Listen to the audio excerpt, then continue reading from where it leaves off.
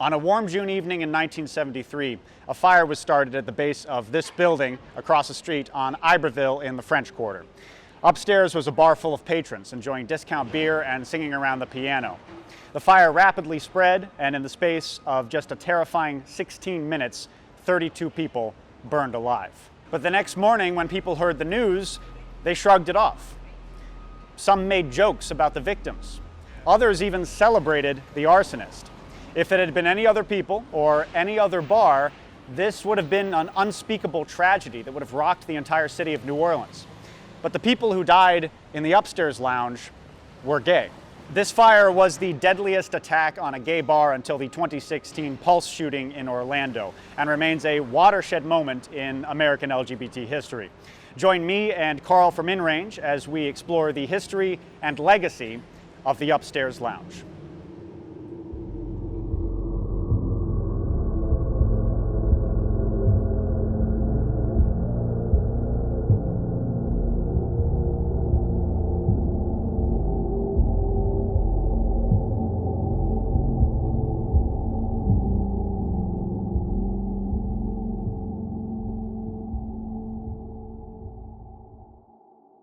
So even today when people think of a gay bar, they think of a place that's full of drunkenness, debauchery, poppers, and hooking up.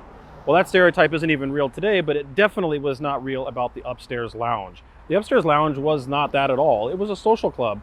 It was where these men came together and had essentially a community of their own, family, friends, a place where they sung songs, drank beer, and watched shows. Not only that, it turned out to be the epicenter of their religious identity, at least for a short duration of time. In the 1970s, there weren't churches that would really accept people that were homosexual. But just because you're a gay man doesn't mean that you don't have religious needs or desire for religiosity. And these men were no different in that regard. The Metropolitan Community Church formed in Los Angeles initially to fulfill the need of the LGBTQ community, because no other church would really fulfill that for the homosexual community. They were outcast. They weren't allowed in the church. So a chapter formed here in New Orleans, and in fact the upstairs lounge became the headquarters for it initially. The theater room in the back is where they had MCC services, and these people would gather together and even sing hymns about the gays and straights living together in peace.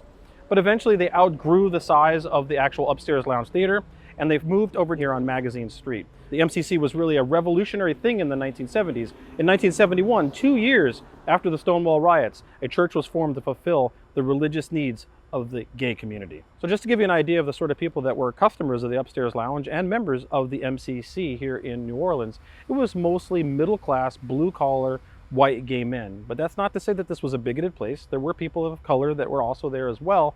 But those are the type of people there. There were some upscale members of the society, but mostly blue-collar, hard-working men that just happened to be also gay.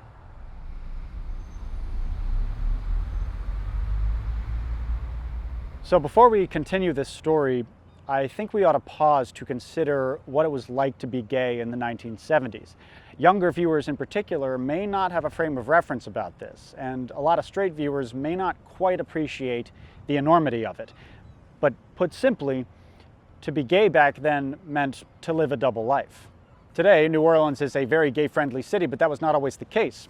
Virtually every straight person was massively homophobic in the 1970s. Now, this bigotry was not unique to New Orleans, not at all, but the undue influence of the Catholic Church, to say nothing of the political sphere of the Civil Rights era Deep South, meant that our city was particularly inhospitable. LGBT people lived their entire lives in the closet, and the social consequences of coming out were catastrophic. People lost jobs and careers, parents disowned them, neighbors shunned them, places of worship viciously turned on them. To share that part of yourself with the world meant that your life would go up in flames. Even the queer community's natural allies in the Black civil rights movement were really of no help in this regard. They were unable or unwilling to pledge themselves to gay liberation. Sadly, many civil rights leaders were still intensely hateful toward gay people, but even those who weren't wouldn't have dared to make their private sympathies public. It would have been nothing less than social suicide.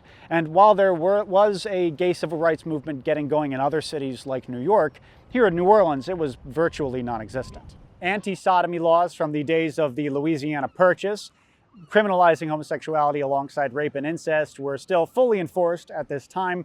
So queer folks not only faced social ostracism, but state-sanctioned persecution. At one popular makeout spot over on Barrack Street here in the French Quarter, gay men were regularly arrested by NOPD for as little as holding hands. So think about that, 10–12% of the population suffering in fear and silence for their entire lives. The only alternative to the closet was your life being ruined, or possibly even the grave. Think about what it would be like to live your life like that. Although I know even as I say that some of you don't have to. In this perverse, dangerous world, queer New Orleanians' only ports in the storm, the only places where they felt safe and loved, were our local gay bars. The Upstairs Lounge in particular, with its easygoing neighborhood vibe, provided a sense of community to gay New Orleans that was sorely lacking before. If you mounted the steps to the Upstairs Lounge in the early 70s, you might see people locking arms and singing around the piano. United We Stand by Brotherhood of Man was a perpetual favorite. You might see a comedic melodrama being performed in the backroom theater by amateur actors with plenty of boozy audience participation. And if you came on Sunday night, then, oh brother, it'd be your lucky day, because Sunday night there was a beer bust. All you could drink for just $1. Within those four walls, the outside world melted away, and you could finally relax, drop the act, stop looking over your shoulder, and just be yourself to your friends. Yeah, eventually you'd have to go back downstairs, back out to that world that's always trying to get you, but for the time being, order an ice cold beer and just feel completely at home.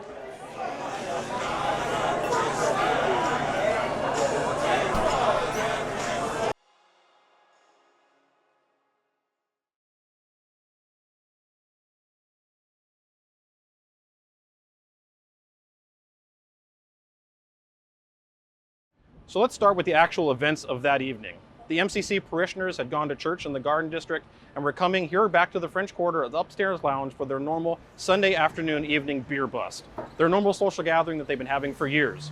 But that night, someone that was new showed up, not one of the normal MCC parishioners, a guy named Roger Dale Nunez. He got a little intoxicated and started an altercation with one of the regulars. At that point, because there was a fight forming in the bar, which normally was never the case at the Upstairs Lounge, they had to decide what to do with this guy. They took the new guy, Nunez, and threw him out of the bar. Shortly after that, someone that fit Nunez's description showed up at this Walgreens right here at Royal and Iberville. Looked identical then as it does today. Walked up to the clerk and tried to buy a 4-ounce bottle of Roncinol lighter fluid. They were out of the 4-ounce bottles, the smaller bottles, so he decided to just buy the 7-ounce bottle instead. The clerk said he seemed like a gay man and he fit Nunez's description, but that guy stumbled out of this Walgreens with that bottle of lighter fluid. So let's go ahead and walk out of this Walgreens, just like someone did on that fateful night, down Iberville Street to the entrance of the Upstairs Lounge, which is this black door right here that I'm standing in front of now. So this person who bought this lighter fluid came to this door, opened the door, pulled out the lighter fluid, and poured it all over the stairs going up. While fumbling for a way to start the fire, probably because of being in an inebriated state, they dropped 2 $10 bills and the now empty bottle of Roncinol lighter fluid right to the right of this door right here. They finally got the fire lit and left the scene. Now the fire started going up with the accelerant, but actually the carpet itself was even worse of an accelerant than the lighter fluid itself. Due to lackluster fire code standards of the day, this carpet was highly flammable, and this fire started growing quickly. People walking by saw the fire and came over here and attempted to put it out. No one in the bar actually knew that this fire was happening. Now the people down here thought maybe the fire had actually sort of put itself out, because by the time it went up the stairs, the fire had diminished and seemed to have really extinguished itself. But that actually was not the case.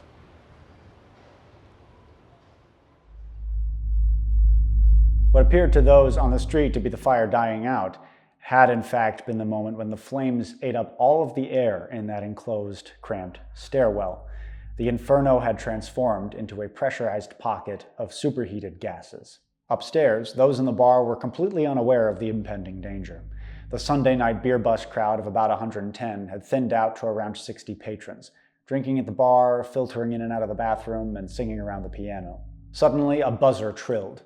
It was from the doorbell down on the street outside. The buzzer droned on, likely due to an electrical shortage caused by the fire. Buddy Rasmussen, the bartender, turned to Luther Boggs, a regular, who was sitting closest to the upstairs entrance. "Go check to see who's ringing that buzzer," he said, and Luther got up to open the door. The instant he twisted the knob and pulled, air from inside the bar touched the superheated gas pocket in the stairwell, which popped like a balloon. The gas exploded into a fireball, and the intense pressure of the resulting backdraft detonated into a vicious blast of smoke and heat. There was an enormous boom, loud as a howitzer. A wall of flame burst out of the stairwell, chewing through Luther and several other patrons, and roared 40 feet across the bar. The temperature inside the upstairs lounge shot up by hundreds of degrees. The wallpaper erupted in flames and curled to ash on the wall. Fire flared across the entire length of the ceiling. All of this happened in the space of an instant. One moment it was a normal Sunday night at a neighborhood bar. A heartbeat later, the walls were made of fire, and laughter had turned to screams. Buddy Rasmussen, an Air Force veteran, sprang into action, running down the length of the bar, jerking people out of their shock. "Come with me," he told them, "come with me." Gathering a group of around 20, Buddy led them past the rapidly thickening flames, through the backroom theater, and out a fire door behind the stage to an adjacent rooftop. Seconds later, the wall of fire spread to the archway dividing the bar from the back rooms, cutting off the rear escape route.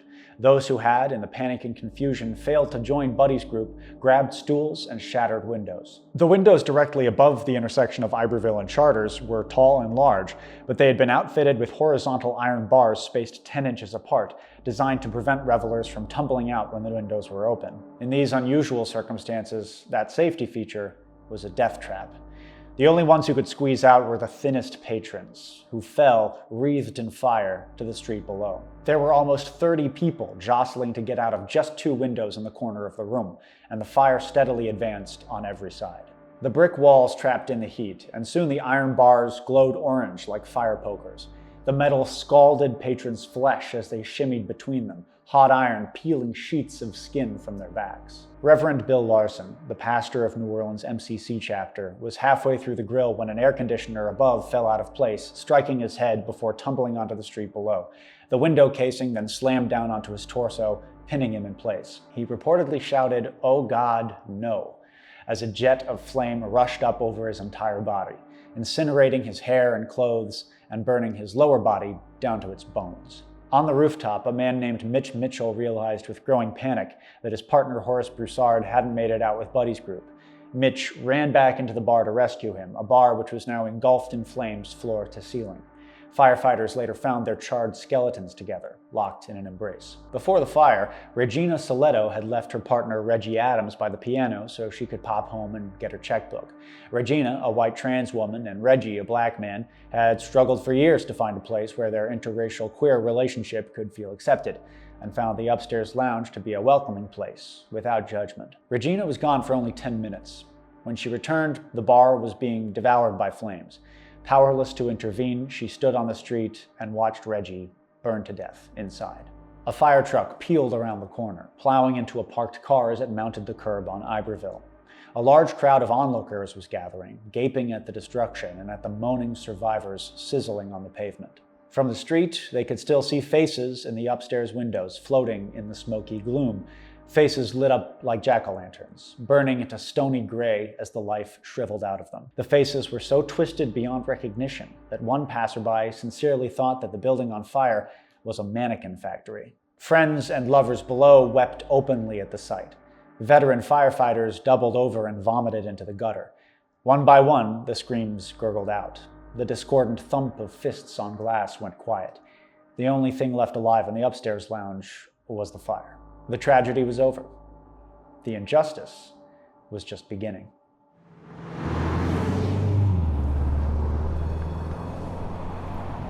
So I'm standing in front of St. Mark's United Methodist Church right here in the quarter, and this church plays a very important role in the story of the upstairs lounge. And you can see some of the legacy of that today with the signs behind me. So if the fire itself and the loss of 32 friends wasn't enough, once people realized that this was a gay bar, the jokes on the street were, let's say, terrible and bigoted. The fact is, this initial fire that people were concerned about suddenly became a point of ridicule. In fact, the chief of police here in New Orleans referred to the bar to the media as a place of thieves, sex workers, and queers, pretty much making the mark that this was an unimportant event. 32's lost lives didn't matter because they were homosexual lives. So, after hearing this, the founder of the MCC came here from Los Angeles, outraged at the fact that they could not find a church to hold memorial services for all of their lost friends. The reality was the MCC church was just a small house in the Garden District. It could not do memorial services for 32 people. And so at that point they started looking for a place that would, because these were religious men, people that believed in God, and they wanted to have these services in a place of worship. Initially, a church called St. George did hold a small memorial service, but the retribution from the hierarchy of the church for having a service for homosexuals was big. And as a result, none of the other churches in the area would house memorial services for these lost friends and members of the upstairs lounge. That's where the St. Mark's United Methodist Church comes in. This church finally came to the rescue. This church decided to hold the memorial service. On that fateful day, 200 people came into this church to memorialize the lost 32 family, friends, and members of the MCC. But the media found out about it and set up cameras right out here to video this event, sort of as a spectacle. The leader of the MCC church, that pastor, stood up in front of them and let everyone know that the media is outside, and if you don't want to be outed as either a homosexual or a friend thereof, you don't need to go out the front door. You can go out the side door. But all the parishioners there to commemorate and memorialize their lost friends said, no, we came in through the front door, we'll go out via the front door. By being open and speaking to the media and saying, here we are, these were our friends, these were our family, that was an act of resistance in and of itself.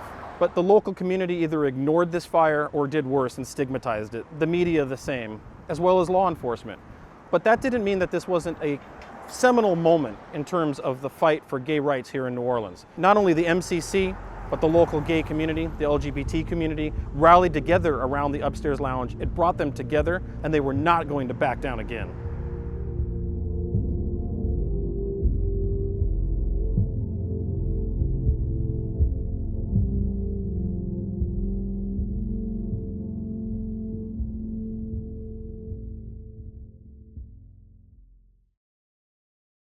So, sort of like we did with our 1811 video, we wanted to have a little discussion after our upstairs lounge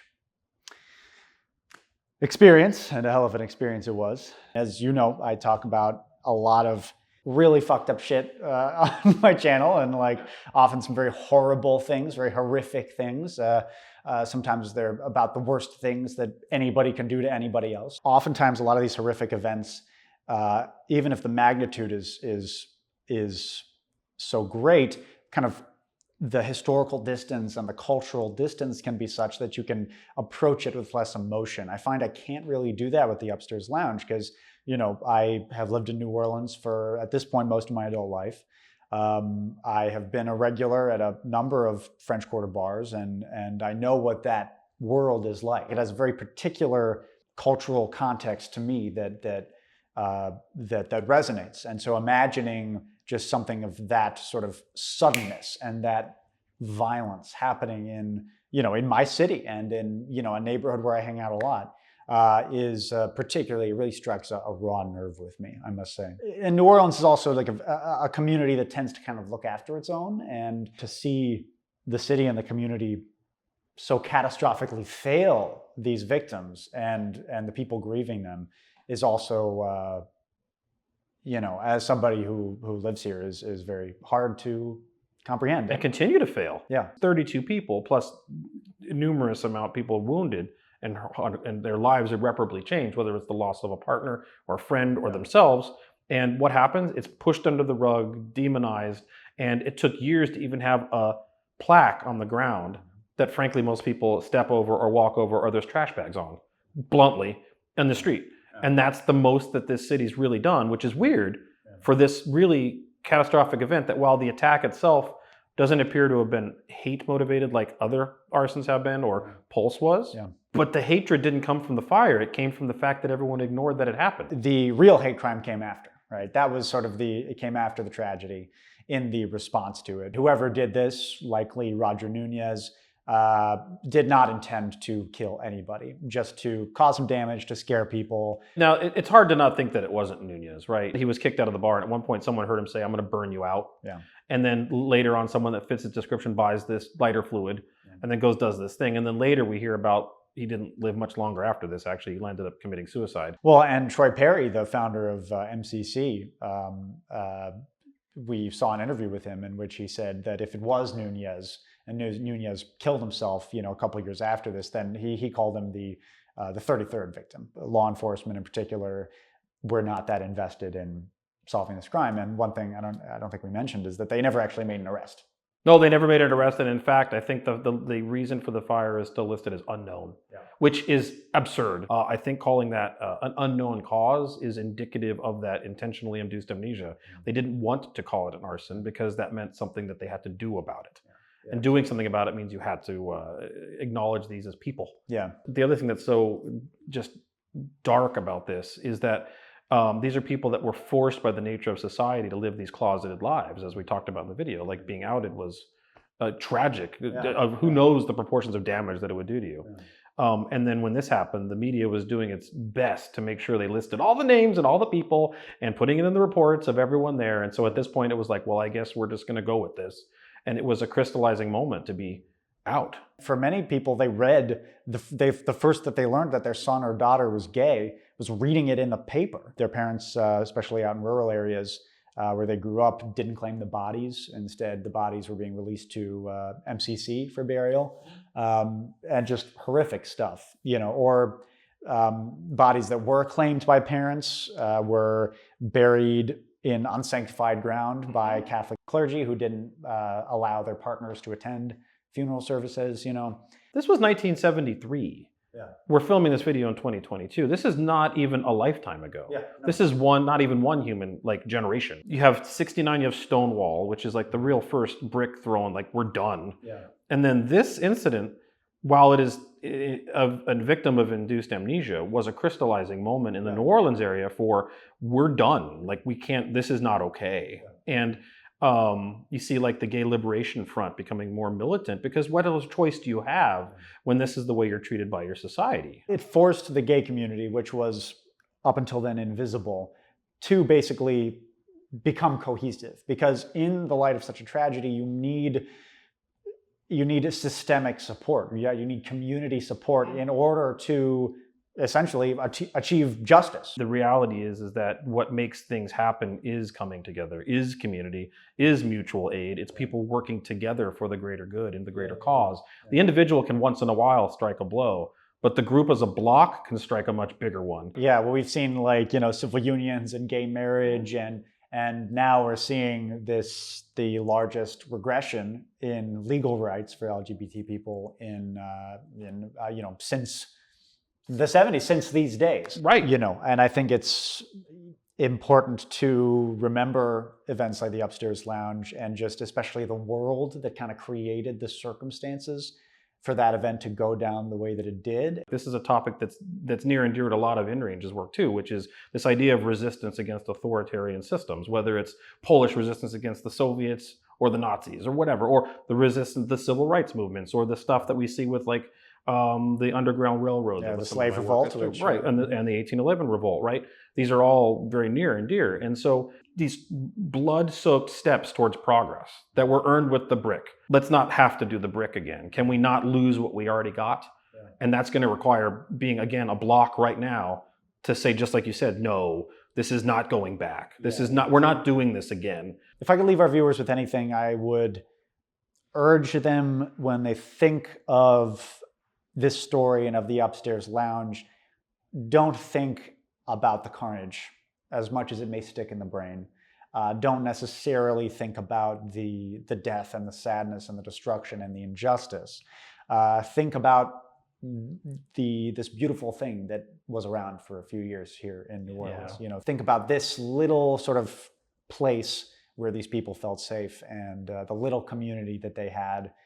Even despite everything, through the crucible, underground, they still kind of had each other, right? And it's corny as shit, but it's true. And so when we think about this place and these people, let's think about it before the tragedy. Let's think about what we had rather than what it became. And have, because I think what you just said is very important. There's no reason, there's nothing, you can't have the struggle for justice if you don't have the joy and the community around you, which is the motivator and the fuel to do it, right? And so in that regard, I think one of the things that's to take away from this is that these people found joy and community in this place, and that those people that are survivors still have a community around them.